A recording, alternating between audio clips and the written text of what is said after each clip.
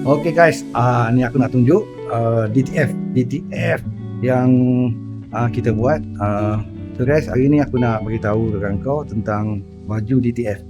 Baju DTF ni yang kita buat design koi, design yang ikat cup. So nanti aku tunjukkan kau dia punya kualiti dia, aku tunjukkan kau cantik tak cantik DTF. Okay, ni baju kosong. Baju ni special. Jaitan dia memang kemas.